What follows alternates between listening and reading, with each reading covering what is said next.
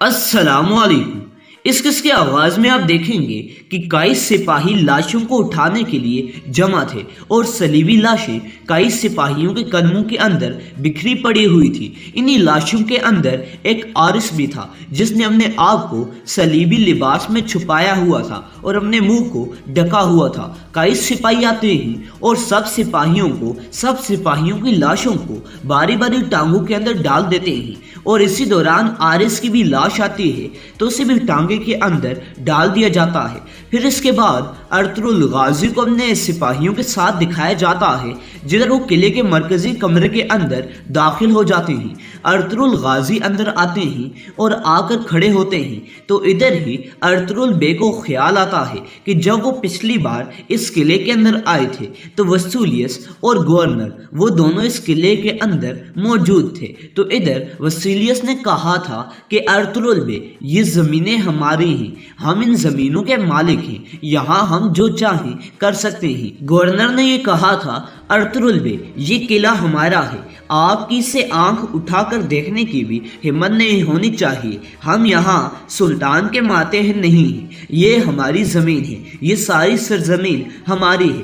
Ertugrul بے کو یہ خیال آتا ہے اور پھر وہ اپنے سپاہیوں سے متوجہ ہو کر کہتے ہیں یہ قلعہ ایک وقت میں شیطانیت اور بت پرستی کا گڑھ تھا، اس کے علاوہ اب سے یہاں انصاف کا سورج طلوع ہونے والا ہے، اللہ کا شکر ہے کہ ہم نے اسے فتح کر لیا، اس نے ہمیں ہمت دی اور اب یہ قلعہ ہمارے پاس ہے۔ ارطغرل اپنے سپاہیوں سے قلعے کی تلاشی لینے کا بھی کہتا ہے، خاص طور پر جس کمرے کے اندر وہ موجود تھے، چونکہ وہ ایک مرکزی کمرہ تھا تو ارطغرل اسی کمرے کی تلاشی لینے کا حکم دیتا ہے۔ ارطغرل کے سارے سپاہی تلاشی کے اندر مصروف ہو جاتے ہیں اور ادھر ادھر نکل جاتے ہیں۔ ادھر ہی ارطغرل اپنے سپاہیوں سے چند باتیں بھی کر رہا ہوتا ہے اور ساتھ ہی ساتھ تنبیہ بھی کر رہا ہوتا ہے، اور جو ہی ترگت جا کر تلاشی لیتا ہے تو اسے بازنطینیوں کے ٹوپی اور لباس ملتے ہیں، اور اس کے علاوہ بامسی جب ایک الماری کھولتا ہے تو اس کے اندر سے اسے صندوق ملتا ہے۔ وہ ارطغرل کو چلا کر پکار کے کہتا ہے ارطغرل بے یہ ایک صندوق ہے، ترگت میرے بھائی آؤ میری مدد کرو۔ ترگت آتا ہے اور آ کر بامسی کی مدد کرتا ہے اور وہ دونوں صندوق لا کر ارطغرل بے کے سامنے رکھ لیتے ہیں۔ پھر ارطغرل بے ترگت سے کہتے ہیں صندوق کھولو۔ جب وہ صندوق کھولا جاتا ہے تو صندوق کے اندر جو تھا اسے دیکھ کر سب انتہائی زیادہ خوش ہو جاتے ہیں۔ ارطغرل کہتا ہے یہ تو میری تلوار ہے، میری تیز دھار تلوار، یہاں ارطغرل بے کی تلوار تھی۔ اسی دوران ترگت کہتا ہے وہ آپ کو آپ کی تلوار سے ہی مارنا چاہتا تھا، وہ آپ کی تلوار سے ڈرتا تھا۔ اس کے بعد ارطغرل اپنے سپاہیوں کے ساتھ مزید باتیں کرتے ہوئے کہتا ہے وہ مجھے میری تلوار سے شکست دینا چاہتا تھا اور مجھے مارنا چاہتا تھا، مگر اب میں اسے اپنی تیز دھار تلوار سے مار کے موت کے کنویں میں گرا دوں گا۔ اس کے بعد صلیبی سپاہیوں کی لاشوں والے ٹانگے باہر نکلتے ہیں اور کاراچائسر قلعے کو الوداع کہتے ہیں۔ عارس جس ٹانگے کے اندر تھا وہ دل ہی دل میں کہتا ہے کہ اب بھی یہ یہاں ختم نہیں ہونے والا، ارطغرل میں واپس آؤں گا اور تم سے اور تمہارے قبیلے سے بدلہ لے لوں گا، میں تمہیں مار دوں گا، میں یہ یہاں ختم نہیں ہونے دوں گا۔ اور عارس انتہائی زیادہ غصے میں تھا۔ پھر عبد الرحمن کو دکھایا جاتا ہے جو کہ گنگت اور دمرول کے ساتھ ارطغرل بے سے ملنے کے لیے آ جاتا ہے۔ ادھر ارطغرل بے سوال کرتے ہیں کیا عارس ملا ہے تو وہ کہتے ہیں نہیں ہمیں عارس نہیں ملا، سپاہیوں نے ہر جگہ کو تلاش کر لیا ہے، تلاشی اچھے طریقے سے لی گئی ہے سب کی نگرانی میں، مگر عارس کہیں نہیں ہے۔ ارطغرل کہتا ہے کہ وہ بلجک کے گورنر کے پاس جا کر اپنی حفاظت مانگ سکتا ہے اگر تو وہ یہاں سے بھاگ گیا، اسی لیے اب آپ لوگوں کو محتاط رہنا ہوگا، آپ لوگ ادھر ادھر تلاشی لیں گے۔ ادھر ہی ارطغرل اپنے سپاہیوں کو حکم دیتا ہے کہ آپ نے کیا کیا فرض نبھانا ہے، اور اس کے علاوہ اجسس کو یہ حکم دیا جاتا ہے کہ وہ جائے اور بلجک کے تمام راستوں کے اوپر نگرانی رکھے جس سے کہ کمانڈر ایرس وہاں سے فرار نہ ہو پائے، اور اجسس کہتا ہے جیسے آپ کا حکم، اور ادھر سے باہر یہ لوگ نکلنے والے ہوتے ہیں۔ کسی دوران عیسائی فادر آ جاتے ہیں۔ ارطغرل بے عیسائی فادروں کو دیکھتے ہیں تو وہ تھوڑا سا حیران ہو جاتے ہیں کہ ان کی اب کیا ضرورت تھی۔ عیسائی فادر آتے ہیں اور آ کر کہتے ہیں ارطغرل بے آپ نے قلعے کو فتح کر لیا، آپ کو مبارک ہو، مگر عیسائی برادری والے اپنی عبادت کے بارے میں پریشان ہیں کہ کیا آپ انہیں عبادت کرنے دیں گے۔ ارطغرل بے کہتے ہیں عبادت کے اندر کوئی دخل اندازی نہیں ہوگی۔ پھر ارطغرل بے قرآن پاک کے حوالے سے آیات کے ذریعے انہیں سمجھاتے ہیں کہ ہر بندہ اپنے مذہب کے مطابق عبادت کرنے میں بالکل آزاد ہے، وہ کر سکتا ہے۔ عیسائی فادر خوش ہو جاتے ہیں۔ ارطغرل بے کہتے ہیں آپ لوگ اپنے گھروں کے اندر رہ سکتے ہیں، آپ لوگ امن کے اندر اپنا رول نبھا سکتے ہیں، اس کے علاوہ آپ نے اپنی عبادت بھی کرنی ہے اور آپ کو نہیں روکا جائے گا، جس سے کہ عیسائی فادر خوش ہو جاتے ہیں۔ پھر ارطغرل بے کہتے ہیں مزید یہ کہ میں لوگوں سے خطاب کرنا چاہتا ہوں، میں ان سے کچھ باتیں کہنا چاہتا ہوں، تو اب آپ ایک بڑا گھنٹہ بجائیں اور سب لوگوں کو صحن کے اندر جمع کر لیں۔ عیسائی فادر کہتے ہیں شکریہ ارطغرل بے، اور باہر آ جاتے ہیں۔ پھر دوسری جانب جنگل میں ایک طرف ایرس بھاگ کر آ رہا تھا۔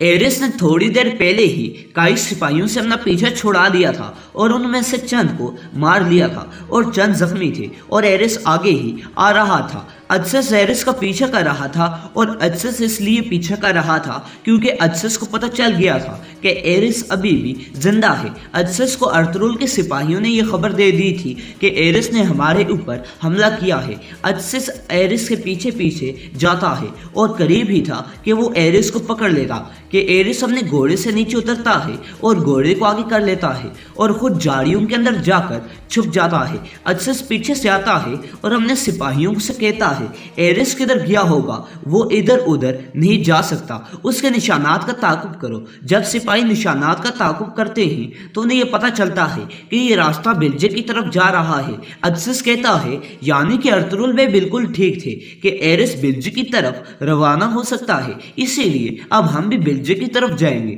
تاکہ وہ گورنر کے پاس نہ پہنچ پائے اور مدد نہ مانگ پائے۔ تو سب سپاہی کہتے ہیں جیسے آپ کا حکم۔ ایرس ادھر ہی جھاڑیوں کے اندر تھا، وہ انہیں دیکھ کر مسکراتا ہے کہ اس نے انہیں ورغلا لیا ہے، اور پھر ایرس ادھر سے ہنس ہنس کر بھاگ جاتا ہے۔ اس کے بعد ارطغرل کا خاندان کراچیسر قلعے میں آتا ہے، جس میں حلیمہ سلطان، اما حیمہ، حفصہ خاتون اور گندز شامل تھے۔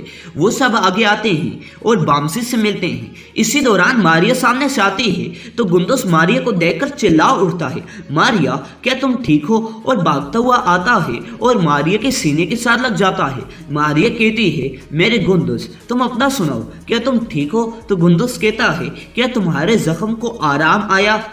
میں انتہائی فکر مند تھا۔ اور اس کے بعد ماریا اور گندز دونوں آپس میں گفتگو کرتے ہیں۔ گندز انتہائی زیادہ خوش تھا۔ اسی دوران حلیمہ اور اما حیمہ آگے آتی ہیں اور آ کر ماریا سے ملاقات کرتے ہیں، جدھر حلیمہ کہتی ہے کہ ماریا گندز نے تمہارے بارے میں بہت بتایا، اللہ تمہیں زندگی دے کہ تم نے میرے بیٹے کی مدد کی، اگر تم اس کے ساتھ نہ ہوتی تو پھر کیا ہوتا؟ تو اما حیمہ کہتی ہیں تم نے بہت اچھا کیا، تم نے گندز کی مدد کی اور ہمارے گندز کا خیال رکھا، اللہ تم سے راضی ہو ماریا۔ ماریا کہتی ہے آمین۔ پھر وہ لوگ مزید آگے آتے ہیں اور آ کر قلعے کے مرکزی دروازے کے اندر آ جاتے ہیں، یعنی کہ مرکزی کمرے کے اندر، اور آ کر ارطغرل سے گندز کہتا ہے اللہ آپ کو فتح نصیب کرے میرے بابا، اور گندز اور ارطغرل ایک دوسرے کے گلے لگتے ہیں۔ پھر ارطغرل گندز سے کہتا ہے کہ تم جب بڑے ہو جاؤ گے تو اس سے بھی زیادہ بڑے بڑے قلعوں کو فتح کرو گے گندز انشاءاللہ۔ پھر ارطغرل اما حیمہ سے ملتا ہے، جدھر اما حیمہ ارطغرل کے ساتھ اپنی نیک خواہشات کا اظہار کرتے ہیں، جس سے کہ ارطغرل خوش ہو جاتا ہے۔ اور اپنی امی سے ملنے کے بعد ارطغرل پھر حلیمہ سلطان سے ملتا ہے۔ حلیمہ سلطان ارطغرل سے کہتی ہیں اللہ آپ کی حفاظت کرے ارطغرل۔ ارطغرل انتہائی زیادہ خوش تھا۔ پھر وقت آ گیا تھا کہ ارطغرل باہر آئے اور آ کر اپنے سپاہیوں کے ساتھ اور قلعے کے افراد کے ساتھ خطاب کرے، تو ارطغرل باہر نکل آتا ہے۔ پھر آرس کو دکھایا جاتا ہے، جدھر وہ چند کئی سپاہیوں سے لڑنے کے لیے آ پہنچتا ہے۔ ان کئی سپاہیوں نے دراصل آگ لگائی ہوئی تھی، تو ایرس آتا ہے اور آ کر ان کئی سپاہیوں کے اوپر باری باری حملہ کرتا ہے، جس سے کہ وہ ورغلا جاتے ہیں اور زخمی ہو کر نیچے گر جاتے ہیں۔ ایرس کہتا ہے ارطغرل یہ تو کچھ بھی نہیں ہے، اب میں اس سے بھی زیادہ برا تمہارے ساتھ کرنے جا رہا ہوں، اور وہاں سے نکل آتا ہے۔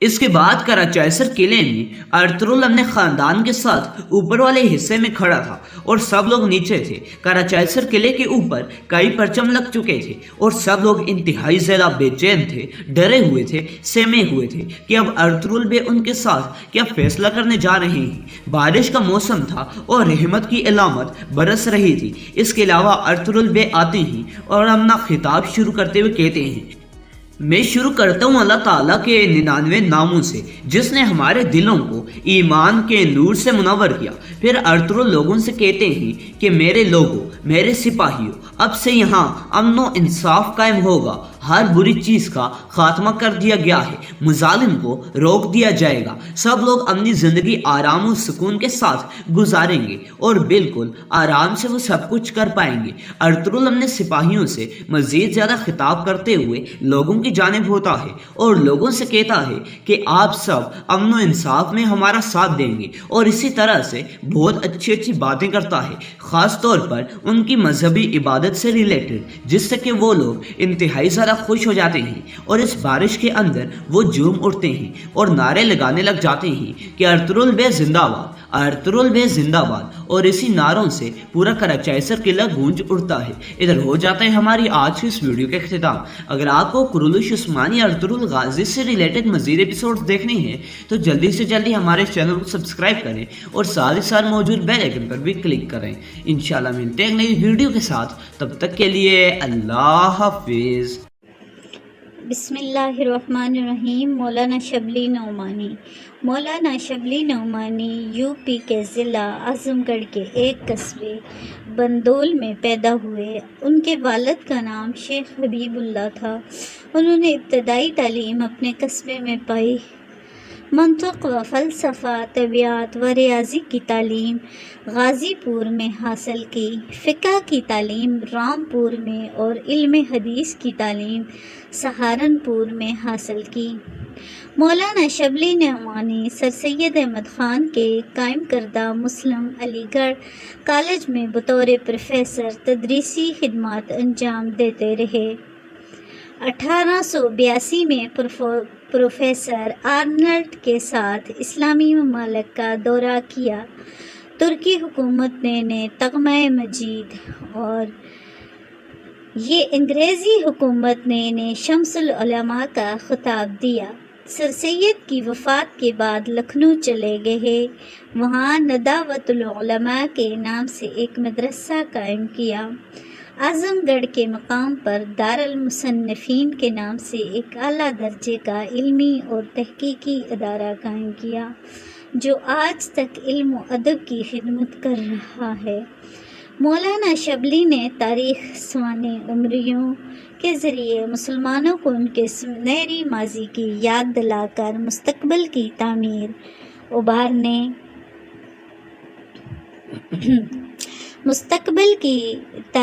پر ابھارنے کی کوشش کی۔ تنقید کے میدان میں شبلی نے مغربی تنقید کے اصولوں اور کچھ حد تک حالی کا اثر قبول کیا، مگر ران کا مزاج خالص مشرقی ہے۔ وہ کسی وقت بھی مغرب کی تہذیب اور اس کے علم و ادب سے مرغوب نہیں ہوتے۔ ان کا شمار سر سید کے رفقا اور اردو نثر کے عناصر خمسہ میں ہوتا ہے۔ ان کی تحریروں میں ادب کا مقصدی پہلو نمایاں ہے۔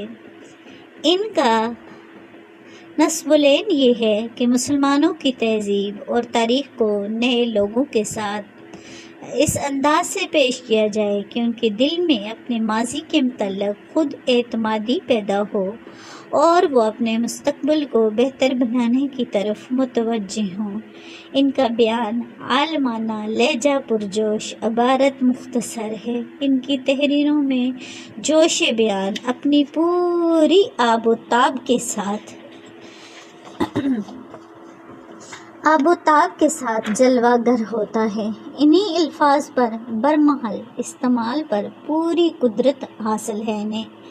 وہ موتی چننے اور پرونے اور کے گر جانتے ہیں۔ علمی مسائل کے بیان میں بھی ان کا انداز شگفتہ ہے۔ عبارتیں سلیس، رواں اور بے ساختہ ہوتی ہیں۔ محققانہ فکروں میں شہر کی حکمت اور بیان کا جادو ہوتا ہے۔ تاریخ نگاری اور تنقید نگاری میں ان کا مقام بہت ہے۔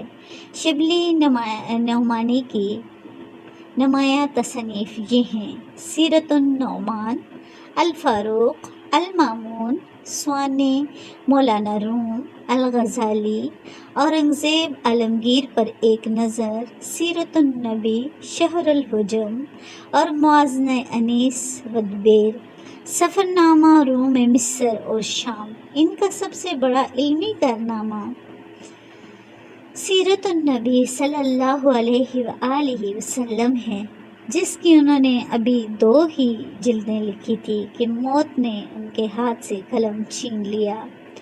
سیرت النبی صلی اللہ علیہ وسلم کی بقیہ 4 جلدیں شبلی کے لائق شاگرد مولانا سید سلیمان ندوی نے مرتب کی۔ شبلی نے 1914 میں وفات پائی۔ اخلاق نبوی صلی اللہ علیہ وسلم، مداومت عمل۔ اخلاق کا سب سے مقدم اور ضروری پہلو یہ ہے کہ انسان جس کام کو اختیار کرے اس پر اس قدر استقلال کے ساتھ قائم رہے کہ گویا وہ اس کی فطرت ثانیہ بن جائے۔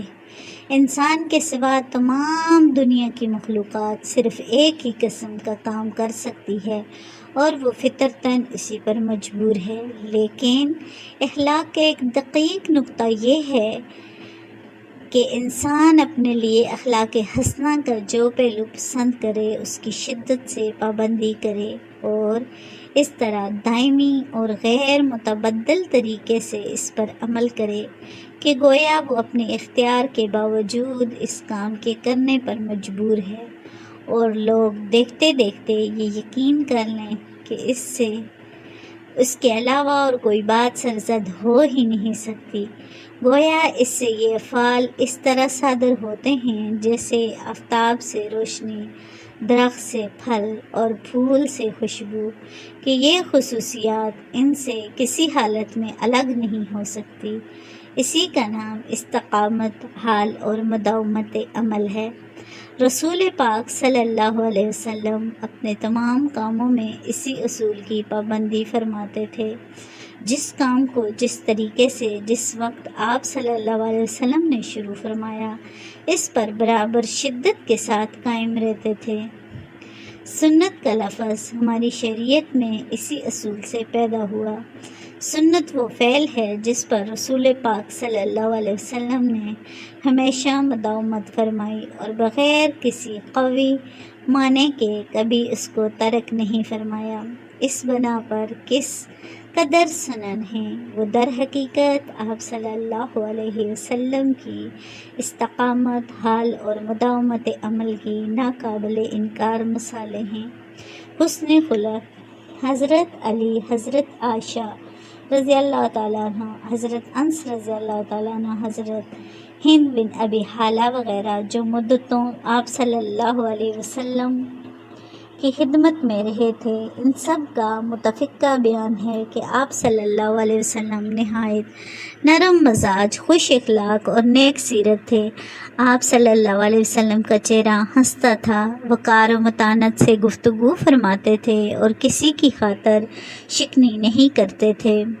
معمول یہ تھا کہ کسی سے ملنے کے وقت ہمیشہ پہلے خود سلام فرماتے۔ کوئی شخص جھک کر آپ صلی اللہ علیہ وسلم کے کان میں کچھ بات کہتا تو آپ اسی وقت اسی کی طرف سے رخ نہ پھیرتے جب تک وہ خود منہ نہ ہٹا لے۔ مسافے میں بھی یہی معمول تھا، یعنی کسی سے ہاتھ ملاتے تو جب تک وہ خود نہ چھوڑے آپ اس کا ہاتھ نہ چھوڑتے۔ اکثر نوکر چاکر لونڈی غلام خدمت اقدس میں پانی لے کر آتے، آپ صلی اللہ علیہ وسلم اس میں ہاتھ ڈال دیں تاکہ متبرک ہو جائے۔ جھاڑو کا دن اور صبح کا وقت ہوتا، تاہم آپ صلی اللہ علیہ وسلم کبھی انکار نہ فرماتے۔ مجالس صحبت میں لوگوں کی ناگوار باتوں کو برداشت فرماتے، اس کا اظہار نہ کرتے۔ کسی شخص کی کوئی بات نہ پسند آتی تو اکثر آپ اس کے سامنے اس کا تذکرہ نہ فرماتے۔ ایک دفعہ ایک صاحب عرب کے دستور کے مطابق زعفران لگا کر آپ کی خدمت میں حاضر ہوئے۔ آپ صلی اللہ علیہ وسلم نے کچھ نہ فرمایا۔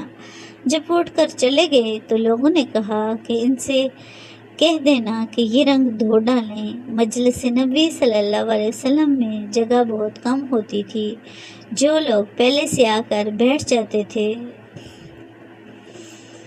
ان کے بعد جگہ باقی نہیں رہتی تھی۔ ایسے موقع پر اگر کوئی آ جاتا تو اس کے لیے آپ صلی اللہ علیہ وسلم خود اپنی ردائے مبارک بچھا دیتے تھے۔ کسی کی کوئی بات بری معلوم ہوتی تو مجلس میں نام لے کر اس کا ذکر نہیں کرتے تھے، بلکہ صیغہ تمیم کے ساتھ فرماتے تھے کہ لوگ ایسا کرتے ہیں، لوگ ایسا کرتے ہیں۔ بعض لوگوں کی یہ عادت ہے۔ یہ طریقہ ابہام اس لیے فرماتے تھے کہ شخص مخصوص کی ذلت نہ ہو اور اس کے احساس غیرت میں کمی نہ آئے۔ ایثار۔ آپ صلی اللہ علیہ وسلم کے اخلاق و عادات میں جو وصف سب سے زیادہ نمایاں ہے اور جس کا اثر ہر موقع پر نظر آتا ہے وہ ایثار تھا۔ اولاد سے آپ صلی اللہ علیہ وسلم کو بے انتہا محبت تھی۔ ان میں حضرت فاطمہ زہرا اس قدر عزیز تھی کہ جب آتی تو فرط محبت سے کھڑے ہو جاتے، پیشانی کو بوسہ دیتے اور اپنی جگہ بٹھاتے۔ تاہم حضرت فاطمہ کی عسرت اور تنگ دستی کا یہ حال تھا کہ گھر میں کوئی خادمہ نہ تھی، خود چکی پیستی، خود ہی پانی کی مشق بھر کر لاتی۔ چکی پیستے پیستے ہتھیلیاں گھس گئی تھیں اور مشق کے اثر سے سینے پر نیل پڑ گئے تھے۔ ایک دن خدمت اقدس میں حاضر ہوئیں، خود تو پاس حیا سے عرض نہ کر سکیں اور جناب حضرت علی رضی اللہ تعالیٰ عنہ سے ان کی طرف یہ حال عرض کیا اور درخواست کی کہ فلاں غزوہ میں جو کنیزیں آئی ہیں ان میں سے ایک کنیز مل جائے۔ آپ صلی اللہ علیہ وسلم نے ارشاد فرمایا، ابھی اصحاب صفہ کا انتظام نہیں ہوا اور جب تک ان کا بندوبست نہ ہو لے میں اور طرف توجہ نہیں کر سکتا۔ تواضع۔ گھر کا کام کاج آپ صلی اللہ علیہ وسلم خود کرتے، کپڑوں میں پیوند لگاتے، گھر میں خود جھاڑو دیتے، دودھ دھو لیتے، بازار سے سودا لاتے، جوتی پھٹ جاتی تو خود ٹھیک کر لیتے۔ گدے کی سواری سے آپ صلی اللہ علیہ وسلم کو عار نہ تھا۔ غلاموں اور مسکینوں کے ساتھ بیٹھتے اور ان کے ساتھ کھانا کھانے سے پرہیز نہ تھا۔ ایک دفعہ گھر سے باہر تشریف لائے، لوگ تعظیم کو اٹھ کھڑے ہوئے۔ فرمایا کہ اہل عجم کی طرف تعظیم کے لیے نہ اٹھو۔ غریب سے غریب بیمار ہوتا تو عیادت کو تشریف لے جاتے، مفلسوں اور فقیروں کے ہاں جا کر ان کے ساتھ بیٹھتے تو اس طرح بیٹھتے کہ امتیازی حیثیت کی بنا پر کوئی آپ صلی اللہ علیہ وسلم کو پہچان نہ سکتا تھا۔ کسی مجمع میں جاتے تو جہاں جگہ ملتی بیٹھ جاتے۔ ایک دفعہ ایک شخص ملنے آیا، لیکن نبوت کا رعب اس قدر طاری ہوا کہ کانپنے لگا۔ آپ صلی اللہ علیہ وآلہ وسلم نے فرمایا، گھبراؤ نہیں، میں بادشاہ نہیں، ایک قریشی عورت کا بیٹا ہوں جو سوکھا گوشت پکا کر کھایا کرتی تھی۔ بچوں پر نہایت شفقت فرماتے تھے۔ معمول تھا کہ سفر سے تشریف لاتے تو راہ میں جو بچے ملتے ان میں سے کسی کو اپنے ساتھ سواری پر آگے بٹھاتے، راستے میں بچے ملتے تو ان کو خود سلام کرتے۔ ایک دن خالد بن سعید رضی اللہ تعالیٰ عنہ خدمت اقدس میں حاضر ہوئے۔ ان کی چھوٹی لڑکی بھی ساتھ تھی جو سرخ رنگ کا کرتا زیب تن کیے تھی۔ آپ نے فرمایا، سنا سنا، حبشی زبان میں حسنہ کو سنا کہتے ہیں۔ چونکہ ان کی پیدائش حبش میں ہوئی تھی اس لیے آپ صلی اللہ علیہ وسلم نے اسی مناسبت سے حبشی تلفظ میں حسنہ کے بجائے سنا کہا۔ یہ محبت اور شفقت مسلمان بچوں تک محدود نہ تھی بلکہ مشرکین کے بچوں پر بھی اسی طرح لطف فرما ہوتے۔ ایک دفعہ ایک غزوے میں چند بچے جھپٹ میں آ کر مارے گئے۔ آپ صلی اللہ علیہ وسلم کو خبر ہوئی تو آپ نہایت ازردہ ہوئے۔ ایک صاحب نے کہا، یا رسول اللہ، وہ مشرکین کے بچے تھے۔ آپ صلی اللہ علیہ وسلم نے فرمایا، مشرکین کے بچے بھی تم سے بہتر ہیں، خبردار بچوں کو قتل نہ کرو۔ ہر جان خدا کی ہی فطرت پر پیدا ہوتی ہے۔ معمول تھا کہ جب فصل کا نیا میوہ کوئی خدمت اقدس میں پیش کرتا تو حاضرین میں جو سب سے کم عمر بچہ ہوتا اس کو عنایت فرماتے، بچوں کو چومتے اور ان کو پیار کرتے۔ ایک دفعہ کا آپ صلی اللہ علیہ وسلم اسی طرح بچوں کو پیار کر رہے تھے کہ ایک بدو آیا۔ اس نے کہا، تم لوگ بچوں کو پیار کرتے ہو، میرے 10 بچے ہیں مگر میں ان میں سے کسی کو بھی پیار نہیں کیا۔ آپ صلی اللہ علیہ وسلم نے فرمایا، اللہ تعالیٰ اگر تمہارے دل سے محبت چھین لے تو میں کیا کروں؟ لطف طبع آپ صلی اللہ علیہ وسلم کبھی کبھی ظرافت کی باتیں بھی فرماتے۔ ایک دفعہ حضرت انس کو پکارا تو فرمایا، او 2 کان والے۔ اس میں ایک نکتہ یہ بھی تھا کہ حضرت انس نہایت اطاعت شاہ تھے اور ہر وقت رسول اللہ صلی اللہ علیہ وسلم کے ارشاد پر کان لگائے رکھتے تھے۔ حضرت انس کے چھوٹے بھائی کا نام ابو عمیر تھا۔ وہ کم سن تھے اور ایک معمولہ پال رکھا تھا کہ اتفاق سے وہ مر گیا۔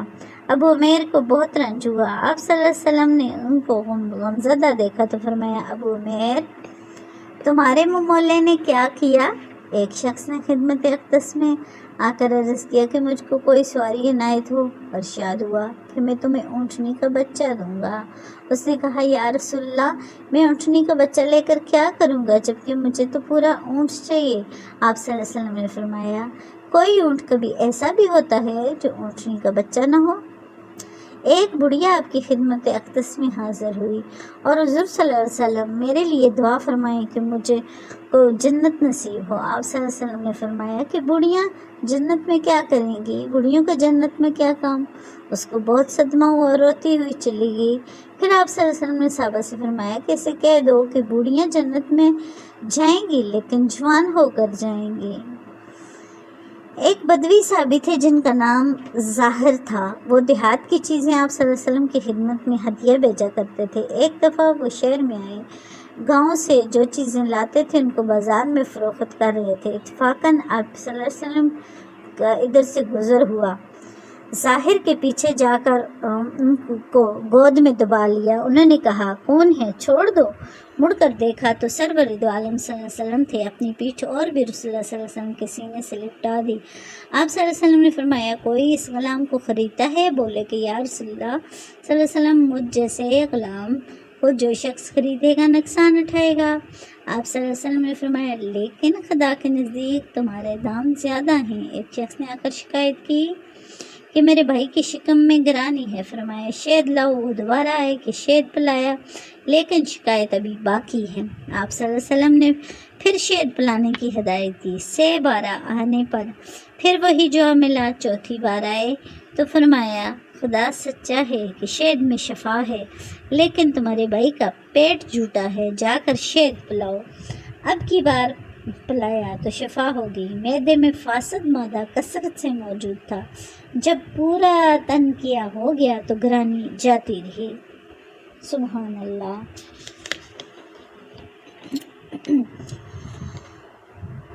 اولاد سے محبت۔ اولاد سے نہایت محبت تھی۔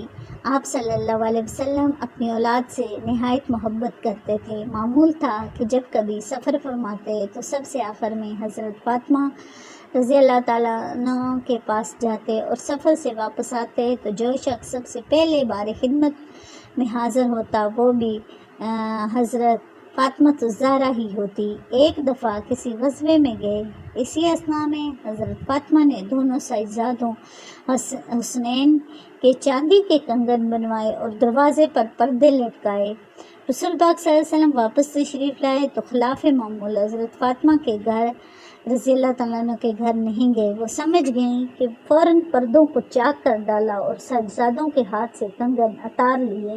صاحبزادے روتے ہوئے خدمت اقدس میں حاضر ہوئے۔ آپ صلی اللہ علیہ وسلم نے کنگن لے کر بازار میں بیچ دیے اور فرمایا کہ ان کے بدلے ہاتھی کے دانت کے کنگن لا دو۔ حضرت فاطمہ رضی اللہ تعالیٰ عنہ کی خدمت میں جب تشریف لاتی تو آپ صلی اللہ علیہ وسلم کھڑے ہو جاتے، ان کی پیشانی کو چومتے اور اپنی نشست گاہ سے ہٹ کر اپنی جگہ بٹھاتے۔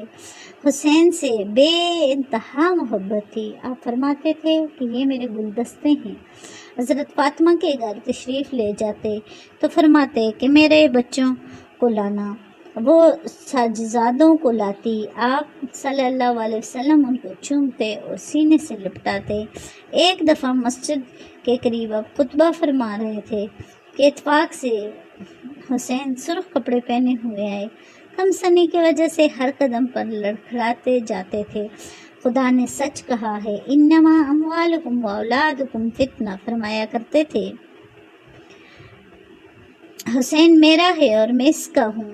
آپ صلی اللہ علیہ وسلم ضبط نہ کر سکے، ممبر سے اتر کر آپ نے گود میں اٹھایا اور اپنے سامنے بٹھا لیا اور پھر فرمایا، خدا نے سچ کہا، انما اموالکم و اولادکم فتنہ، کہ حسین میرا اور میں اس سے ہوں۔ خدا اس سے محبت رکھے جو حسین سے محبت رکھتا ہے۔ ایک دفعہ امام حسن یا حسین یا امام حسین دوش مبارک پر سوار تھے۔ کسی نے کہا، کیا سواری ہاتھ آئی ہے؟ آپ صلی اللہ علیہ وسلم نے فرمایا، سوار بھی کیسا ہے؟ ایک دفعہ آپ بڑھ کر ہاتھ پھیلا دیے، وہ ہنستے ہوئے پاس آ کر نکل جاتے تھے۔ بالآخر آپ صلی اللہ علیہ وسلم نے ان کو پکڑ لیا، ایک ہاتھ ان کی ٹھوڑی پر اور ایک سر سینے پر رکھ کر سینے سے لپٹا لیا، پھر فرمایا، حسین میرا ہے اور میں اس کا ہوں۔ اکثر امام حسین کو گود میں لیتے اور ان کے منہ میں منہ ڈالتے اور فرماتے کہ خدایا میں ان کو چاہتا ہوں اور اس کو بھی چاہتا ہوں جو اس کو چاہے۔ آپ صلی اللہ علیہ وسلم نے کے داماد حضرت زینب کے شوہر جب بدر سے قید ہو کر آئے تو فدیے کی رقم ادا نہ کر سکے تو گھر کہلا بھیجا۔ حضرت زینب نے اپنے گلے کا ہار بھیج دیا، وہ یہ تھا کہ حضرت زینب کے جہیز میں حضرت خدیجہ نے ان کو دیا تھا۔ رسول اللہ صلی اللہ علیہ وسلم نے ہار دیکھا تو بےتاب ہو گئے اور آنکھوں سے آنسو نکل آئے۔ پھر صحابہ سے فرمایا، اگر تمہاری مرضی ہو تو ہار زینب کو بھیج دو۔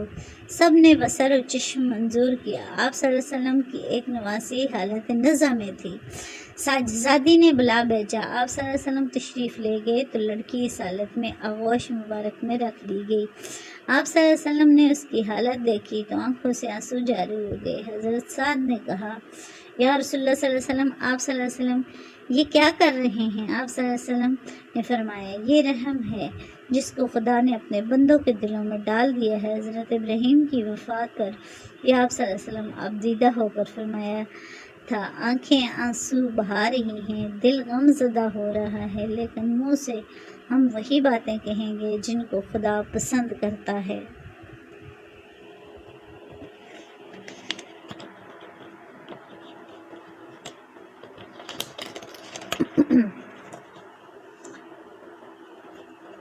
جب کسی فصل کا نیا میوہ آپ صلی اللہ علیہ وسلم کی خدمت میں پیش کیا جاتا تو آپ صلی اللہ علیہ وسلم کیا فرماتے تھے؟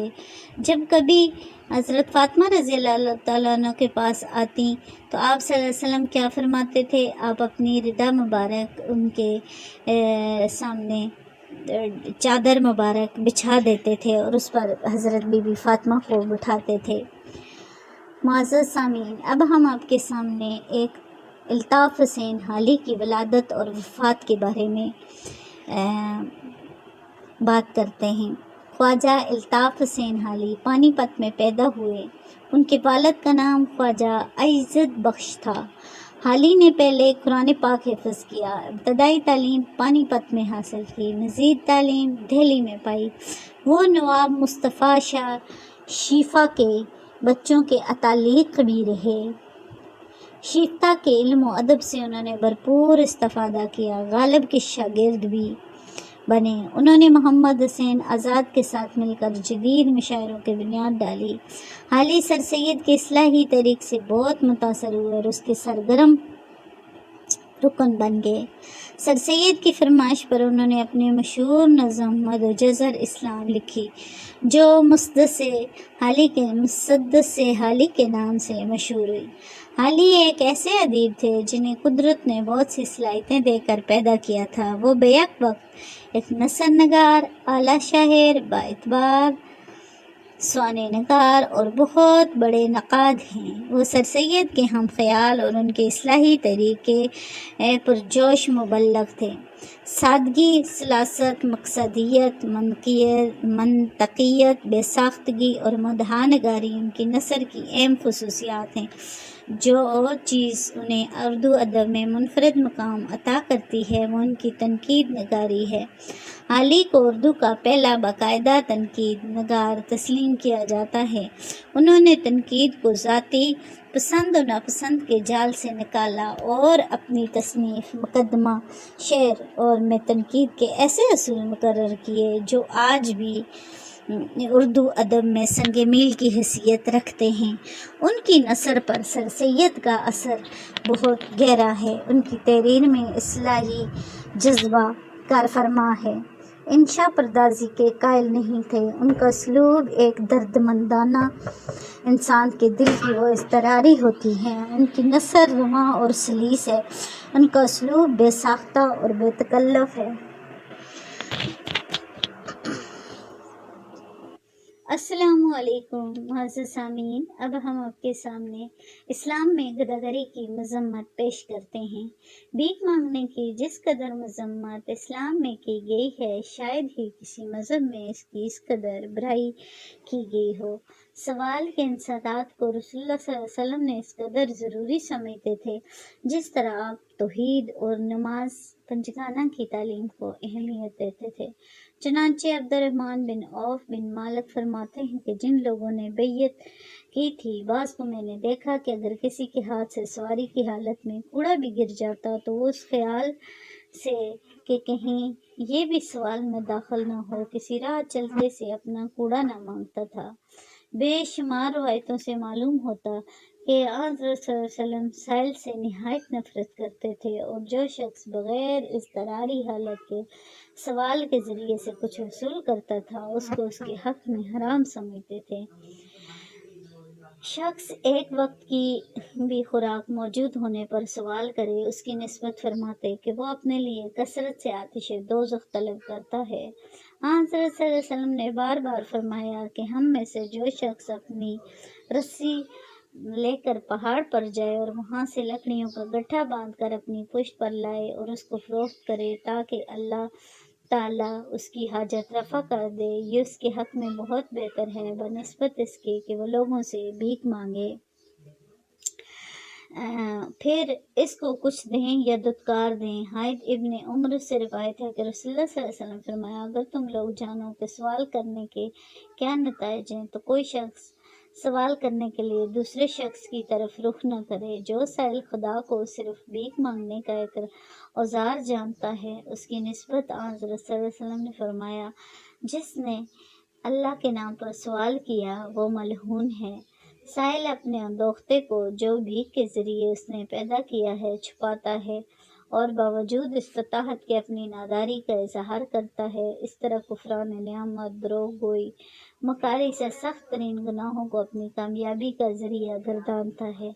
بس جن جامع الفاظ میں رسول اللہ صلی اللہ علیہ وسلم نے بھیک مانگنے کی مذمت فرمائی ہے، اس سے زیادہ جامع الفاظ سمجھ میں نہیں آتے۔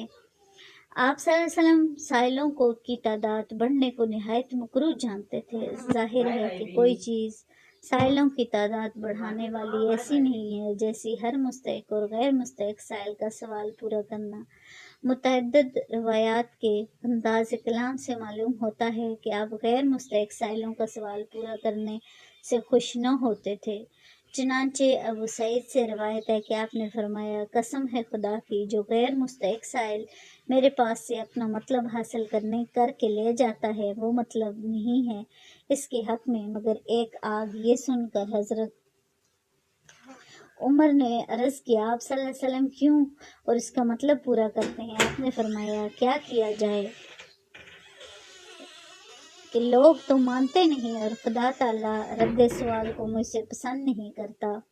اس باب میں ایک حدیث مشکات میں ہے کہ انسان میں سے ایک شخص آپ کی خدمت میں کچھ مانگنے کے لیے حاضر ہوا۔ آپ نے پوچھا، کیا تیرے گھر میں کچھ بھی نہیں ہے؟ اس نے عرض کیا، کیوں نہیں، ایک موٹی سی کملی ہے، اسے کچھ اوڑھتا ہوں، کچھ بچھاتا ہوں، اور ایک پیالہ ہے جس میں پانی پیتا ہوں۔ آپ نے فرمایا، دونوں کو میرے پاس لے آ۔ وہ دونوں چیزیں لے کر حاضر ہوا۔ آپ نے ان کو ہاتھ میں لے کر لوگوں سے فرمایا، ان کو کوئی خریدتا ہے؟ ایک شخص بولا، میں 1 درہم میں خریدتا ہوں۔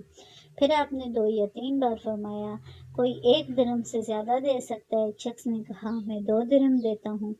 آپ نے کملی اور پیالہ اسے دے کر 2 درہم لے لیے اور اس انصاری سے فرمایا کہ 1 درہم کا تو کھانا لے جا اپنے گھر میں پہنچا اور دوسرے درہم کی کلاڑی خرید کر میرے پاس لا۔ وہ کلاڑی خرید لایا۔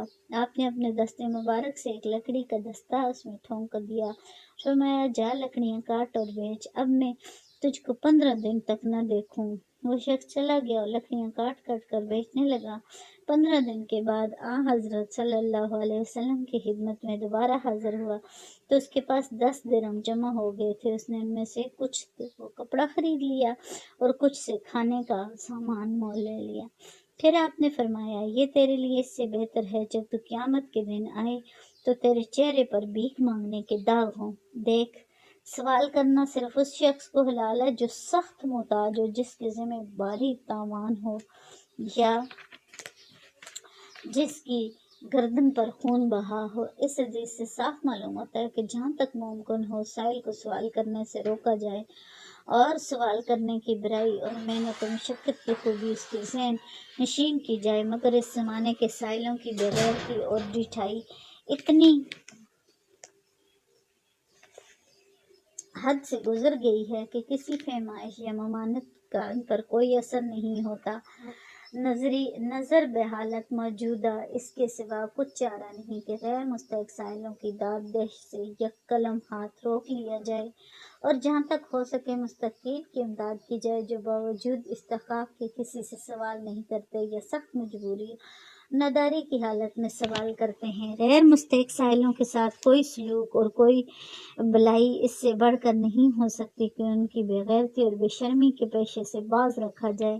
ملک و قوم کے حق میں کوئی احسان اس سے زیادہ نہیں ہو سکتا کہ بھیک مانگنے کا بدترین پیشہ جو مرض متعدی کی طرح افراد قوم میں سرایت کر گیا ہے، جس سے روز بروز بھیک منگوں کی تعداد ملک میں زیادہ ہوتی ہے، رفتہ رفتہ اس کی بیچ کنی کی جائے۔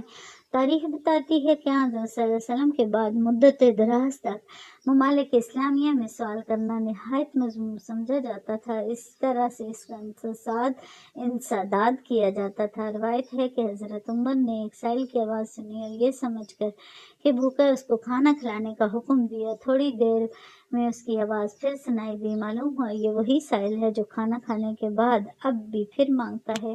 آپ نے اس کو بلوایا اور دیکھا اس کی جولی روٹیوں سے بھری ہوئی۔ آپ نے جولی کا ایک سرا پکڑ کر اس کی اونٹوں کے آگے جھاڑ دیا اور فرمایا تو سائل نہیں ہے، تاجر ہے۔ علامہ مقری تاریخ اندلس میں لکھتے ہیں، اندلس میں جس سائل کو تندرست اور کام کے لائق دیکھتے ہیں اس کو نہایت ذلیل کرتے اور سخت سست کہتے۔ اس کا نتیجہ یہ ہوا کہ یہاں اپاہج اور معذور آدمی کے سوا کوئی سائل نظر نہیں آتا، مگر افسوس اور نہایت افسوس کہ اس زمانے میں ہمارے ملک میں جس قدر مسلمان بھیک مانگتے نظر آتے ہیں اس قدر اور کسی قوم کے افراد نظر نہیں آتے۔ بس سب سے پہلے مسلمانوں کا فرض ہے کہ اپنے اپنے حدود اختیارات میں جہاں تک ان کی دسترس ہو اس نالائق اور بری رسم کو ختم کریں۔